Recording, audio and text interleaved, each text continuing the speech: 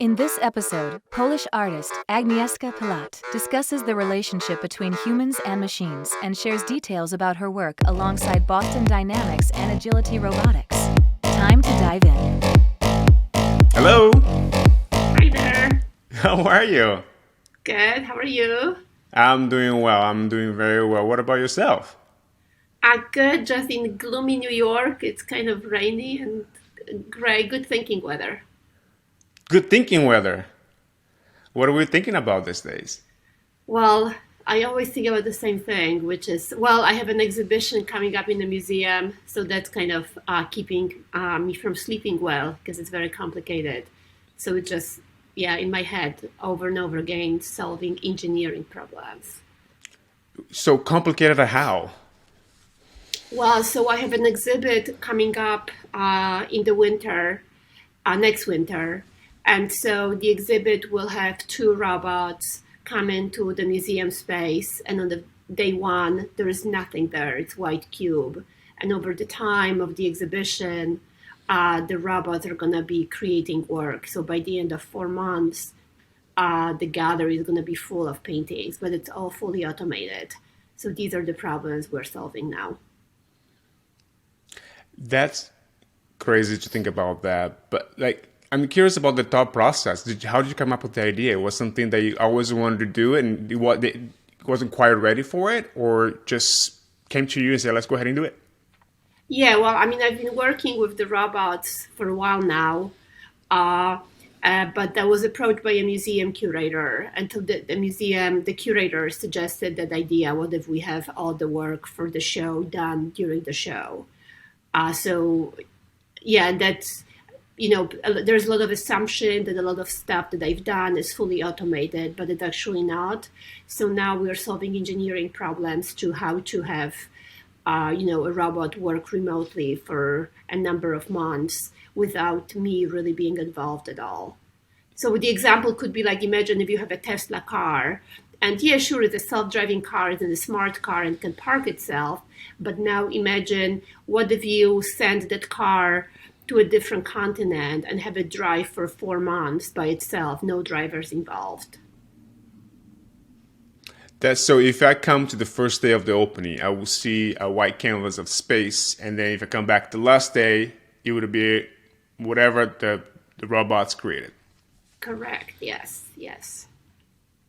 Are you going to implement some of the augmented reality aspect to that as well? Because I know you have done that some of your work.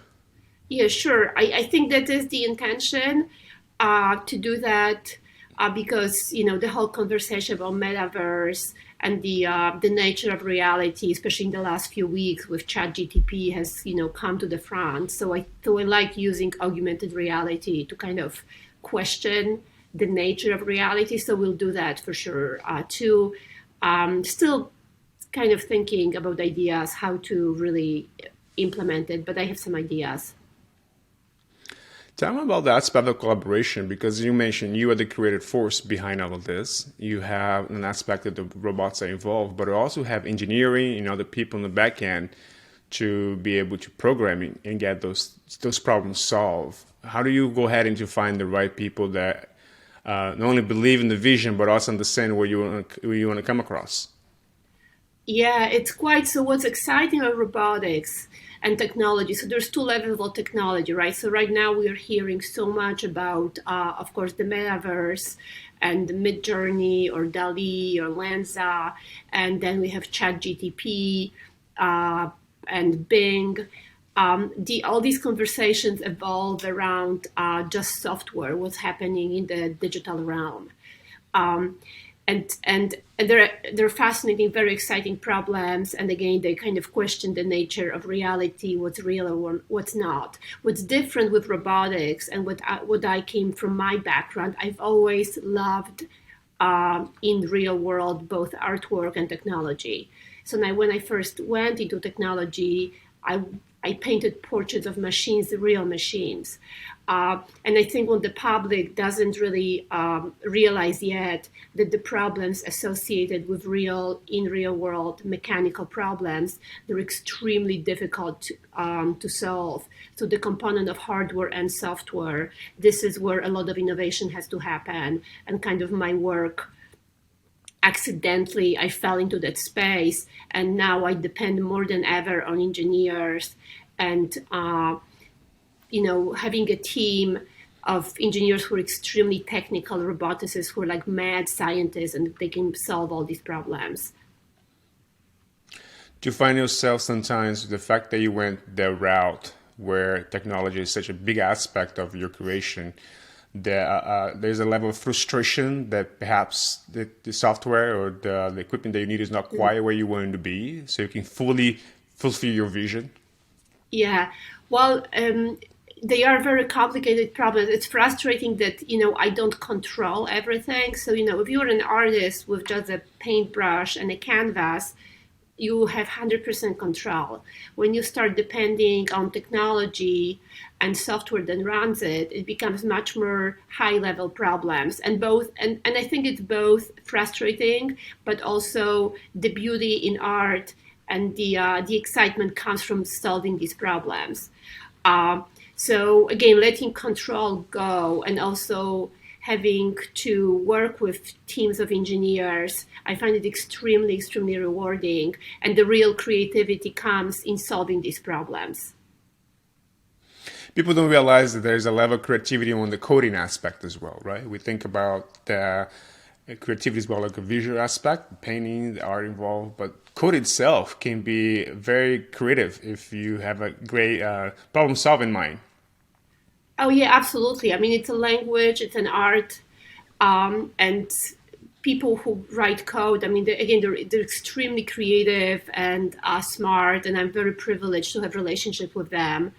And what's exciting about what's happening right now in culture is, again, because of AI, the conversation happening, I think engineering and software engineering also comes to the forefront of conversation in culture. And we started to realize how we're like, I like to say, not my word, but I read somewhere that it's nice to think about yourself and the world as one big machine. And that goes back to my theme, of course, of technology. And then you realize that it's one big machine. Machines are designed to work in tandem together. Every part has its own role.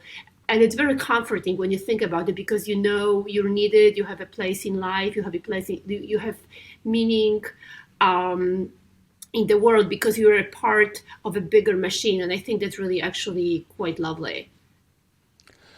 Have you noticed a big difference of our relationship with machines in terms of, like, now we have our cell phones and our computers and all, but now we see the robots, spots and other robots really taking shape in a way that starts to resemble a lot of our own behavior with the AI as well. There is a sense of skepticism. Some people are afraid of it. Some people it's true end of the spectrum, right? There's either someone who's very afraid of it or someone who's very excited about it. Now, throughout the last couple of years, do you see like a shift where society and people in general are getting more comfortable or more skeptical about the approach? Yeah, I think because more and more power is going into technology and machine, there is more fear also that comes with it. There's more excitement. So, I like to remind always people that I come from a background of portraiture painting, classical portrait painting, and I like to point it out because when you look at art history, at portraiture, it always reflects power in society because it goes to patronage, to money, and ultimately to power. So if you go to a museum, any museum in the world, and you look at the wall and you see the portraits of people who were painted, these were the people who held power. So from, religious, aristocratic, perhaps first capitalist society in the Low Countries, in Netherlands, you see a lot of portraiture of wealthy merchants. I come from Eastern Europe, so and communism, so you see portraiture of working people, working class. Right now, I would argue this is hyper individualistic society we're living in. So you'll see a lot of selfies, right? So selfie is the number one portrait in the world. And now, because power is moving towards the machine, I like to think that I went to, as a portrait painter, my role is to capture power in society. That's why I paint machines. That's why I think technology is ultimately my patron. And that's why it's important to bring it to forefront so the public kind of realizes, the power that lies in the machine right now. I think I read somewhere that you said that you're hoping that 200 years from now, the AI will be able to look back some of your portrayals and understand those are my ancestors. Now, that's a very possible, but also at the same time, far-fetched idea in terms of like, you think in 200 years ahead, how those machines are going to think. How did you start developing that kind of thought process, an idea that, okay, I understand this technology will move on past my lifetime. And they also will understand the principles of who they are and try to understand where they came from. And having your portrayals in your paintings is going to be a part of their identity. Is that more like what you're thinking? Yeah. So like, even when you think about yourself, anyone goes to you go to a museum and you look at the wall and you kind of feel connected to, probably aristocracy or some other power entity, and think, okay, these are my ancestors of my culture. And it can be, small or big image. You can look at pictures of your family and see these are my ancestors, or see yourself as a citizen of the world. And then you see about, people who held power in society, these are my ancestors. What's interesting about that concept, when I came up with, there's two aspects to it. Number one, that, there is this whole conversation about sentient machine and what it really means. Does it so it seems quite possible that the machine at the minimum will be able to look at the painting, let's say, of an old, of an old computer, and at least mimic like it understands it. So it goes to the Chat GTP conversation now, and even more Bing, of course. The second aspect is interesting. Again, there is so much happening around language right now in technology. There was just an article came out in New York Times a few days ago about a conversation a journalist fell into with Bing search chat, and how it turns to like this very weird conversation. So it goes back to our we're starting questioning what is real, and we also get ideas from the outside. And I work with a ghostwriter actually, and my ghostwriter, he actually suggested what if you think about the machines coming to the museum, looking at the work in the future? And I'm pointing this out only to say that that as good as these search chats and algorithms are right now they're not capable of original ideas yet. So there's a lot of fear. You asked about how is our relationship with technology right now. So there is a lot of fear towards technology, but I think a lot of it is a bit of hype actually. It's just mimicking thinking. I don't think it's thinking yet. Okay. Yes, I think I read some of the articles as well, and you can tell how you can not menacing, but it became a very interesting conversation. The fact that, this is what you're thinking right now, but it's almost like replicating what someone else would think in that position, right? If you have all knowledge in the world as a human being, you likely will think of yourself as a very smart, superior person. So it's not far-fetched the machine to assume something like that too. Yeah, and it's interesting also too. So all these technologies are very young, and the way I relate to this in my work is that in the past I painted portraits of old derelict technology, so an engine from an old ship perhaps, or a computer that's 50 years old. But when I started painting new technologies, for example, Spot the robot, I had to rethink how do I approach it visually. So I had to change color palette, for example. And going back to the chat conversation, that chat is now like a young child, so it knows a lot, but it understands very little.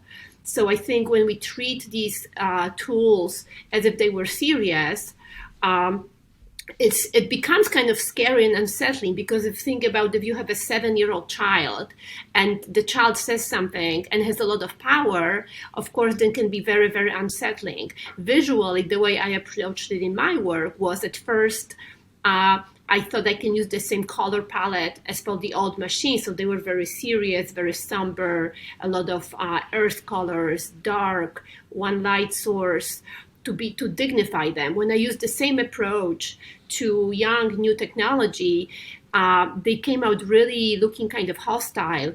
And the parallel would be if you took a young child and dressed them like in black colors, put makeup on them, and there would be a very, very scary image, right? So I started dressing them up with very bright colors, very silly outfits, because that's what kids do. They put on a silly hat and a pair of shoes that don't match, and they think it's the best thing ever. And I think this is the way to approach this technology right now. They're kind of children.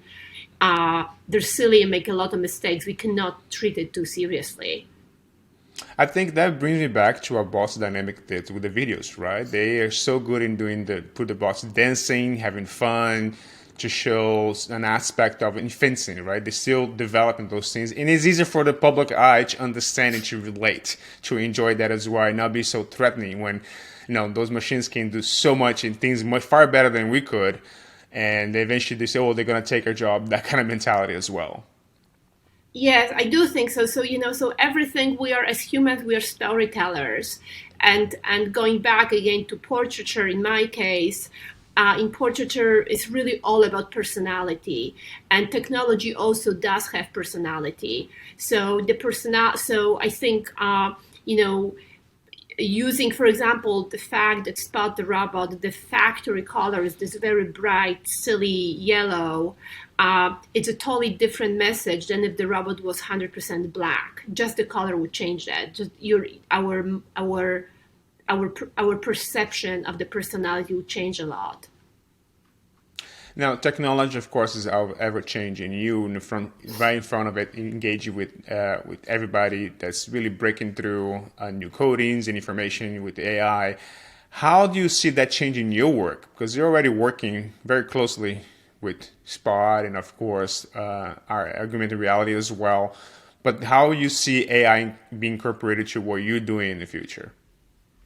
Yeah, well, I struggle with that question, because I know there is a great desire in the audience to project their fears, and thinking the machines actually can hallucinate or make decisions or have their own agency. And there are some what's called emergent behaviors that we don't exactly perhaps 100% understand, even as engineers.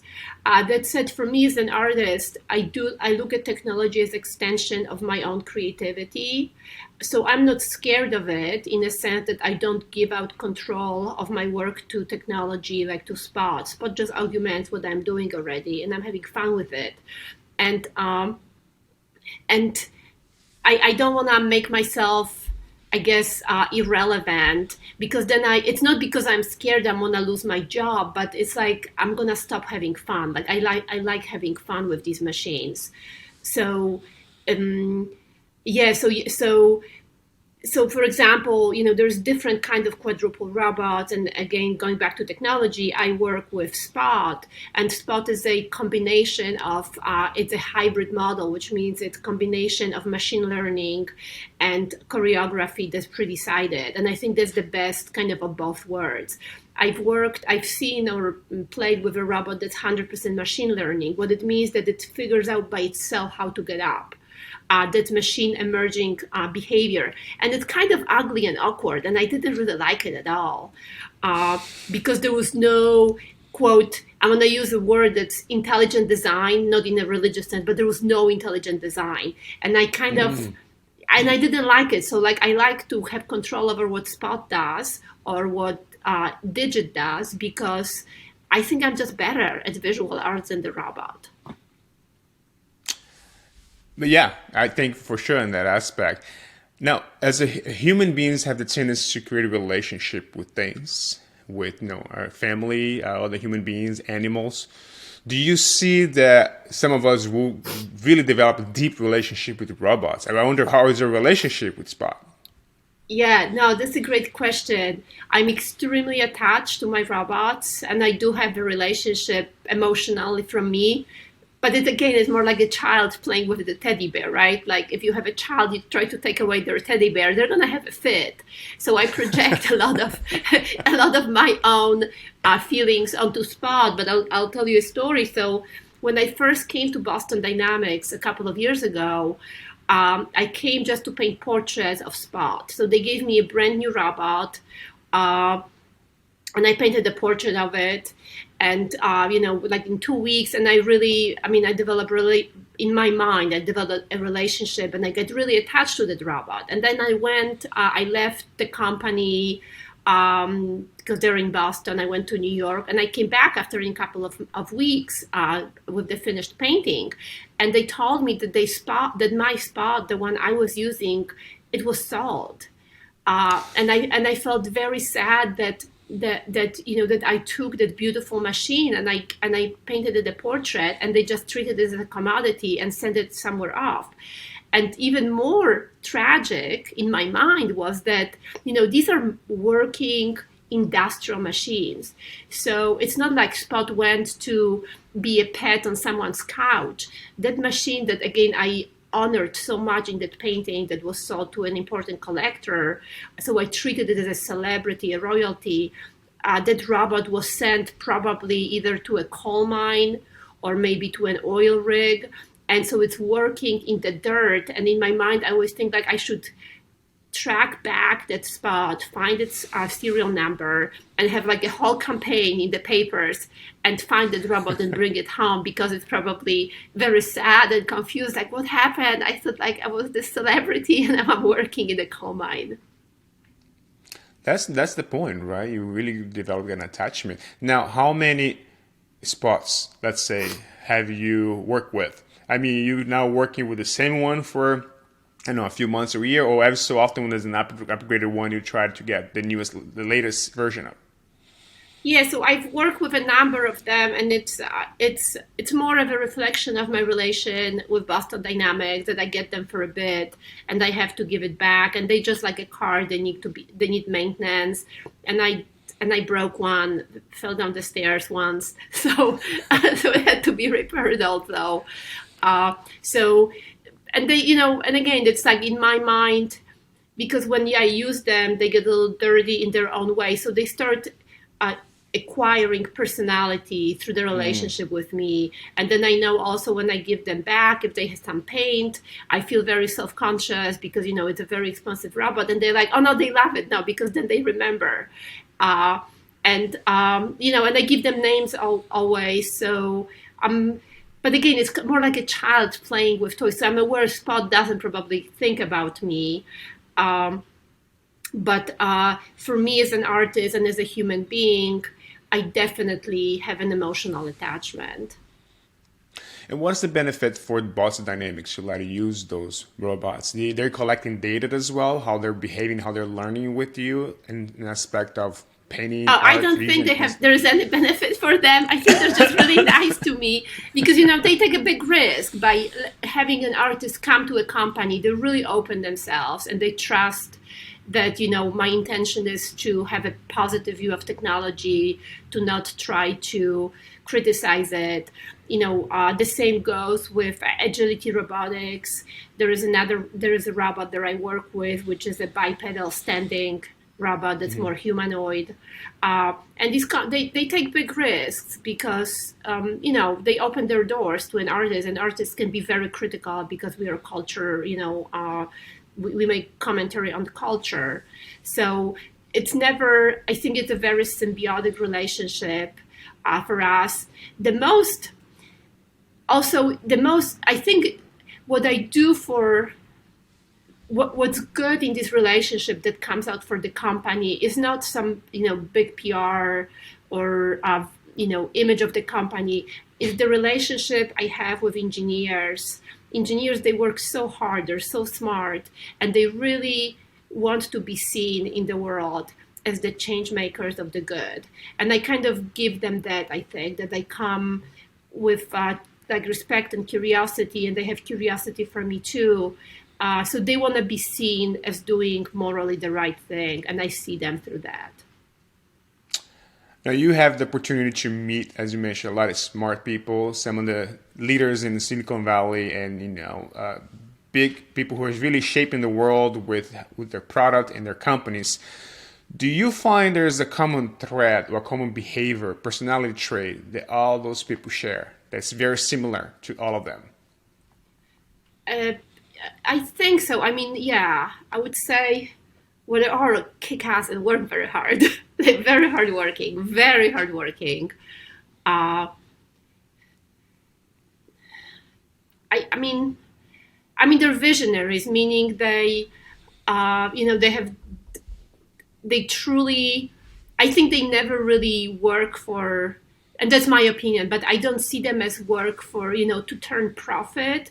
I see them as people who have a vision beyond that, and just follow through. So the follow through, the staying with their vision, and this ability to convince people to come on board and help them to build that vision.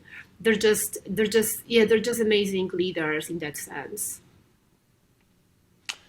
Do you feel like the concept of Silicon Valley and is really broader these days in terms of what they stand, and more technology is taking a center stage in the political aspect of the world? How much do you feel like the people are playing, shaping policies that will change how we live our lives in a daily day? Yeah. Well, again, I'm not. In my opinion, they are most interested in really just doing day-to-day work and providing solution and product they think that are better for humanity. They're interested in solving interesting problems. From my experience, very few of them are interested in politics, what's going on in politics, only unless it really kind of causes them to, unless it like affects their business. So I think they're so heads down. These are such big teams and so many complex problems. That they're just the way I see them is they're just head down and trying to solve these very creative problems, and the vision is always they believe they want to do good in the world. They always it's the vision and the mission to make a positive change, to bring progress through technology, to solve problems through technology. That's always the vision. And again, I think the political and even cultural aspects are just I always come second in my view for them. Interesting. Now, what are you most excited about in terms of upcoming technology and programs? Because there's so much going on, and you mentioned some of them is still young. You can't really treat some of those technology as a full embodied developed program, but it's very young. But what do you think the ones that is coming up very quickly and can be useful right away? Well, I mean, definitely the language models and the search, which is not really, I don't play in this with my work all that much, but I think it's fascinating what's happening with these language models and the ability to change the way we search for things. It's interesting that as culture, there's been always conversations and fear around the robots are coming, take our jobs, technology is taking our jobs, but it was always a commentary on blue collar jobs. And oh no, it's total opposite. So to see this huge disruption, software engineers losing their jobs because AI can do their work. Of course, in writers, there's a huge disruption. So a very overcrowded field already of what we see in creatives, right? Writers, artists like myself. All of a sudden, we thought that these creative jobs will never be threatened, or it's going to take a long time, but actually right now they are more threatened than, like if you're a plumber, you still have to go to someone's house and fix their sink. If you're an attorney, or if you're a writer, even if you're a doctor, more and more these big models and algorithms are going to figure out your job. An accountant, of course. Overall, of course, I'm optimistic because I think they're going to augment the way what we do and just provide just new world is coming. We just don't know what is yet. So when people were scared, that when cars came on the road, of course, all the horse and buggy drivers lost their jobs. But, now when you look back, I mean, of course, it doesn't matter. For example, in my building, in my studio, we have an elevator person. So there's so imagine in old days, you went to an elevator and you didn't press your own button. There was actually a person inside the elevator pressing buttons for you. And now it just seems so absurd, right? So overall, I think it's gonna be okay. But it's a huge disruption. I'm very excited about AI, very excited. Now, if you were to imagine 50, 75 years from now, let's see this, when AI is way far more developed than it is, what are people's going to, what are we going to be studying in schools? What are we going to be doing? And when an AI can do an accounting job much better than we could, it could even code better than much better than engineers. So what do you see society moving towards in terms of inspiration? This is a great question. So I think there is a theorist and a writer that I think captured this a long time ago by saying the medium is the message. So what he was saying is that when new technology first come around, it tries to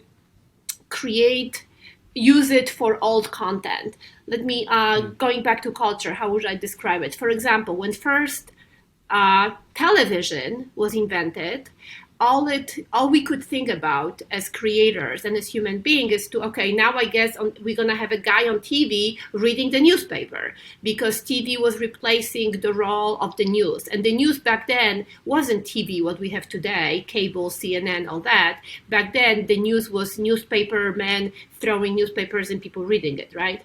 So back then we said, oh my God, now we just, the paper boys are going to lose their jobs because people are going to turn on the TV and just read newspaper, see the newspaper. Actually, people will be sitting and reading newspaper on TV.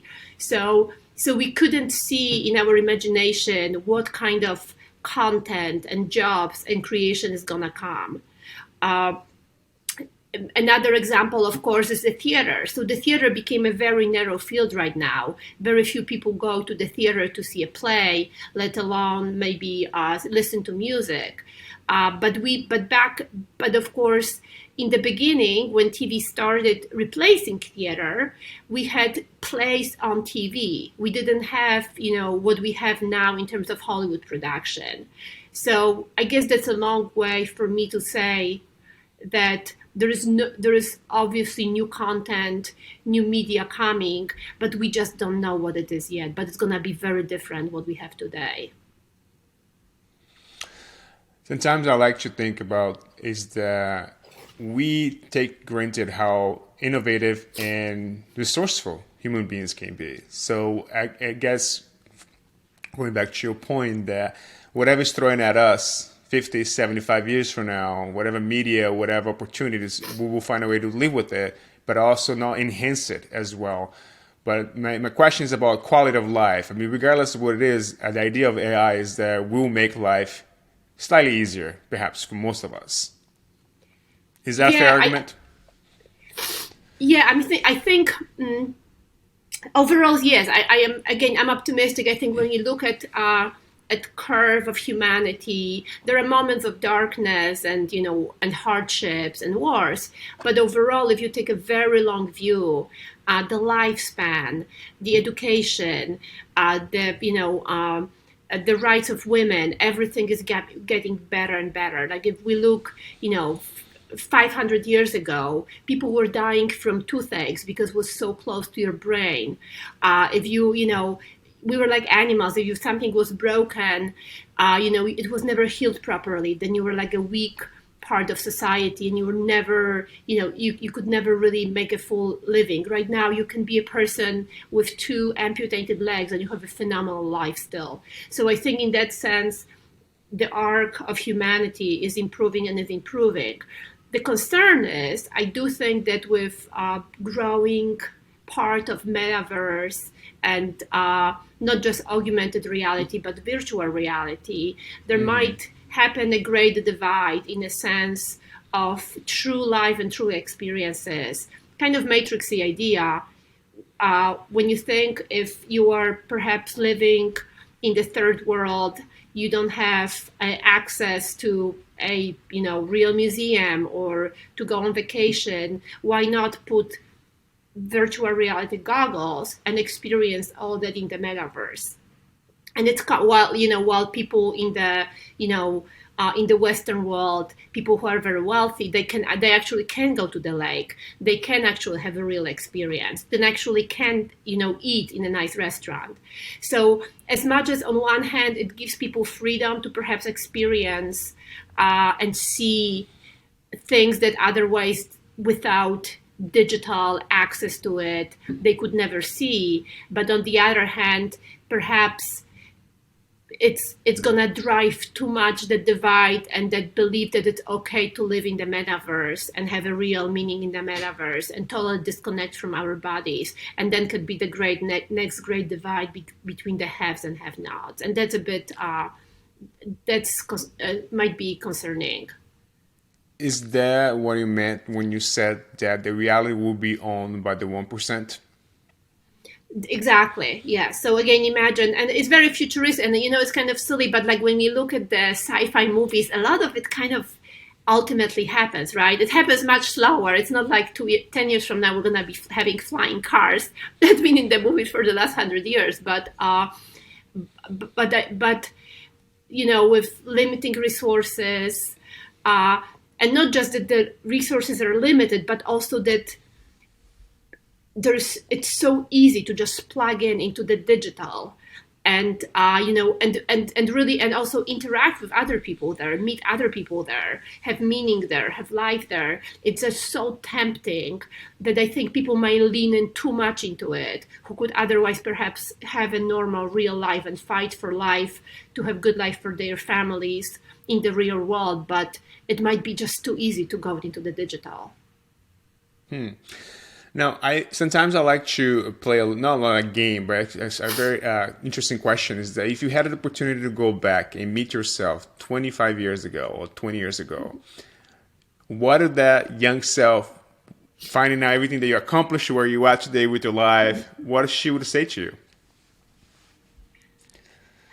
So I'm 25 years in the back, and I'm looking, or is it an advice to myself in the future? Or? Well, not really. Like if that 25-year-old you have the opportunity to see where you are today and what you have done with your life, what should that 25-year-old would feel like? Like who should tell you? It's like, oh my God, this is not what I thought we would end up.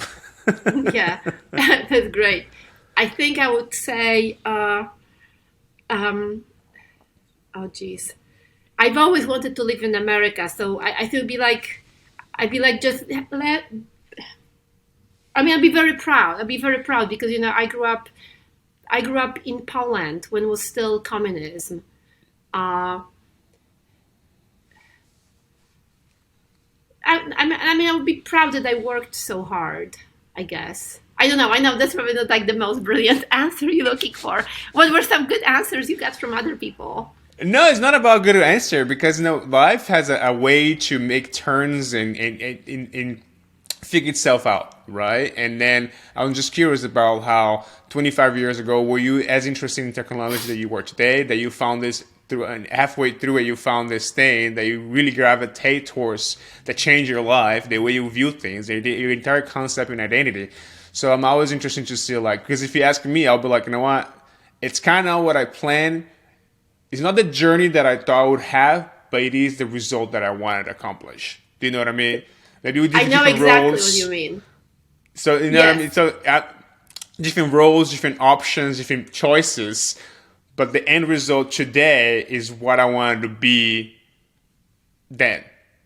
So that's usually where the question comes from. Yeah. No, I really, so I agree 100% that it's very interesting how I've wanted certain things in life, and I hoped I would get them, but I would have never thought that's the way they're gonna come. The road, exactly what you say, the road is just like totally different than you would have ever expected, but you end up in that place that you wanted to be at. Exactly. It's interesting. I find it interesting. Now, before I let you go, I usually ask 3 questions to everybody here in the podcast. Number 1, a book to read that you recommend us to check it out. Number 2, something to see, like a movie or a TV show that you think is interesting. And third thing is, who should be our next guest? Who would you like us to invite to be here? Well, the book would be Viktor Frankl, Man's Search for Meaning. Just so important, amazing book. Something to see, a movie or something to see. Well, that might not be very sexy, but I like, if you haven't seen First Rocky, anyone has to see First Rocky. This had always huge impact on me and always reminds me what this is all about. And it goes to that one quote from Rocky: "It's not about how hard you can hit, kid. It's about how hard you get hit and you still get up." So that's most important. That's my motto in life. And number 3, what was number 3? I guess, who should we have here next? Maybe soon enough, Spot can be talking and we can have a conversation with Spot. I think, well, Steven Pinker, the author and Enlightening Now. I also like very much podcast of The Daily Stoic, the author of that podcast. What was his name? Anyway, he's great too.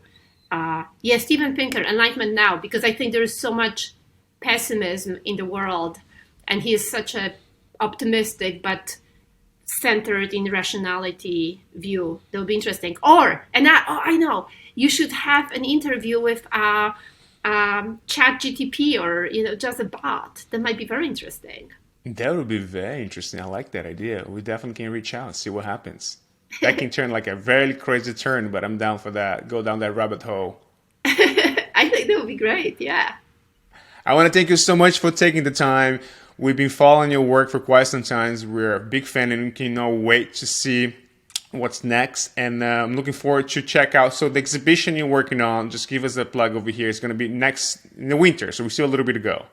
Yes, it's December. I'm still not allowed to disclose which museum, but just follow me on social media and I will announce as soon as I can. Terrific. Thanks again. I really appreciate it. Have a wonderful day. Thank you.